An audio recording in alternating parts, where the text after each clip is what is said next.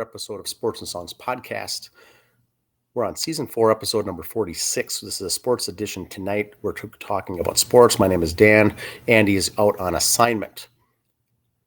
We're going to focus on baseballs, where I'm wearing the Twins hat today. We're going to focus on Minnesota Twins baseball. Now, before we get to that, let's cover some of the reasons why we're not covering anything else. Number one, Gopher football team lost this last weekend to Northwestern on the road. And it seems like a lot of Gopher fans are no longer fans of the team. They're going through a tough stretch of losing games like this, and it will be very interesting to see what happens next. So we'll see how it shakes out. But going to Northwestern, specifically with that lead that they had in the fourth quarter, and then end up losing that game. We're not going to spend too much time on the Gophers. Now, Vikings, very similar. Minnesota Vikings lost at home to the Chargers on Sunday. Now, they travel this next week to Carolina to play the Panthers and take on the old former Viking Adam Thielen on the squad. But the Vikings are now finding themselves 0-3, losing 2 home games already, and then not able to punch it through. And an article that I read today said partially that the Vikings blamed the loss on the loud noise, the crowd noise at U.S. Bank Stadium, the home stadium. Too much noise, therefore they lost the game. That's a poor excuse once again. I don't even know if that's a legitimate excuse, but it was in the papers. Nonetheless, the Vikings find themselves 0-3. And also, I think a lot of Vikings fans are turning it off for the year. We're seeing a lot of memes about the Minnesota Wild now coming up on sports pages and things like that. The people are switching over already. They don't have the time for the Gophers, don't have time for the Vikings. Hey, let's jump on board for the Wild. Now, the other reason we're wrapping up and we're going to focus on baseball, the Minnesota Twins AAA affiliate, the St. Paul Saints, are now done. They did not qualify for the postseason, but they finished with the third best record overall in AAA and the International League. Third best record overall. Did not qualify for the first half to go to the postseason or the second half, but overall, I think they put up 84 wins on a good season. They did break the record for most Grand Slams in a season dating back to 2005 at any minor league level. Most Grand Slams since 2005 by a single team at any level, A, AAA, AA, or AAA. So that is good. Now, the Minnesota Lynx for basketball lost out last week, so they are done as well. So the focus is the Minnesota Twins. Now, there's 2 series left, 3 games at home to round out the home regular season schedule. They play the Oakland A's, 3 games. Worst team in baseball. Keep in mind they are doing their best to play the spoiler, so they will not be easy, but the Twins should win 2 or 3 there, I'm guessing. They're going to use Bailey Ober to start with. Game 2 will be Pablo Lopez, and then Sonny Gray will be the afternoon game on Thursday. He will start. Now, those 2 have already been selected as the starters for the postseason, which means that 3-game wild card. All 3 games are at home. The Twins will host it. We don't know the opponent yet, but it looks like Lopez and Sonny Gray will start game 1 and 2, both of those respectively. And if there is a game 3, that'll be determined. Now, game 3 could be a guy like a Kenta Maeda, could be a Joe Ryan. It could be both. It could be someone else if there even is a game 3. And so they've locked that in, which means Bailey Ober's start on Tuesday night could be his last of the season unless he picks up another start on the last series is at Colorado to play the Rockies. 3 games over the weekend, Friday, Saturday, Sunday. That'll close out the regular season. Colorado also is not a good team. I think they're the worst team in the National League. Or second worst. So the Twins have favorable matchup last 6 games. They could outright win them all. Now, because they've clinched the Central and they're not going to make a move, I don't think, to move up anywhere close to where Baltimore or the other teams are in the seeding. They're going to be where they're at. They're going to be a third seed, I believe, which will give you the 3 home games in the wild card. Twins have not won now in 18 postseason games. So this will be a good year to get off the hump. Now, so they'll play at Colorado, 3 games, night game Friday, and then Saturday, I think, is also a night game, and then Sunday they wrap up and then fly back home. The wild card schedule is already out. It's already posted. The teams and the opponents are not listed, but it will be interesting. Now, the best team overall is the Atlanta Braves, National League, Atlanta Braves. They, with these remaining games to go, are on the verge of possibly breaking the Minnesota Twins home run record that they broke in 2019 with the Bomba Squad. Most home runs by a team in a single season by a team. The Minnesota Twins broke that record. So now the Braves are going to be within distance of breaking that all-time record, Major League Baseball, most home runs in a single season. So the Braves are doing very well.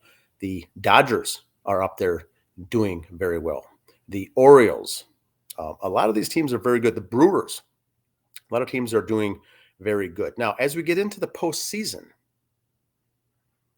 history tells us that a number 1 and a number 2 seed, and sometimes both of them will lose out in the playoffs. So once this wild card is over, there's no 1 or 2 seeds in the wild card. They get the first round buys. History tells us that they will not be in the World Series historically. They'll either lose one of those 1 or 2 seeds, will lose in the divisional playoffs. The other one could lose in the championship series. They may not even be in the playoffs.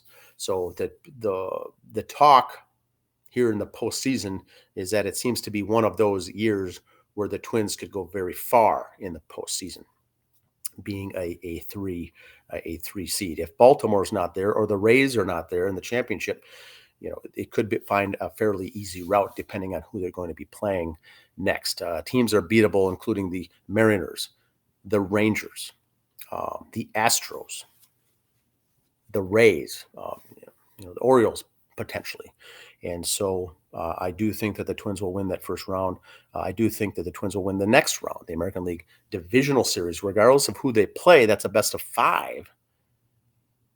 But they should be able to, with the team that they've got and the depth that they've got, I wouldn't say fairly easy, but easy enough to get into that ALCS Championship Series, which is a best of 7.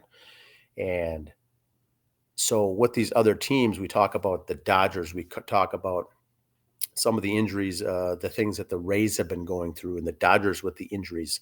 The Twins haven't had that. The Twins haven't had that this year. They've had some injuries, but it hasn't been a negative impact, or it hasn't hurt them because the person that they call up or replace them with is right on par or even does better. So of the minor injuries the Twins have had, they haven't been impactful. Some teams, the injuries have been impactful. They haven't been able to recover, and so that could hurt them in the postseason. Now, that being said, Carlos Correa has been put on the 10-day DL because of his plantar fasciitis, and he's been playing with that for multiple weeks, 6, 8, 10 weeks. It's been flaring up. He's been given the rest of the season basically off to come back then for the postseason. So that would be good. But they have Kyle Farmer. They have Kyle Farmer brought over from the Reds. Last year's MVP for the Cincinnati Reds, Kyle Farmer, was brought over to be the Twins' starting shortstop all season this year before unexpectedly the Twins signed Correa. So now we find themselves with 2 shortstops. They were able to use Farmer at second base, shortstop, first base, I think, and even third base, move him around even as a DH and get him in.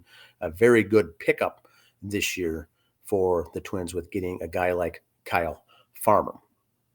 So the pitching will be interesting. Now, Chris Paddack has just been brought back. He went through his second Tommy John surgery. He's back.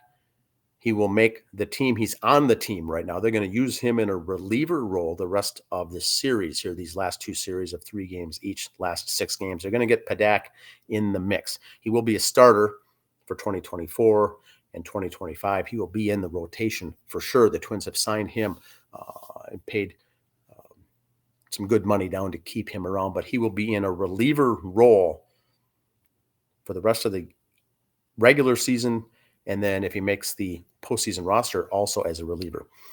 Now, Louis Varland, also another starter.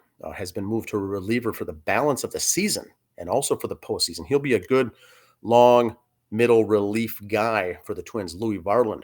And they did make the statement that this is the only time he will be in relief is the postseason and the regular season. Next year, he'll be another one complementing Chris Padak in the rotation. Starting rotation next year will be Louis Varland, will be a sure starter for next year, the local St. Paul kid.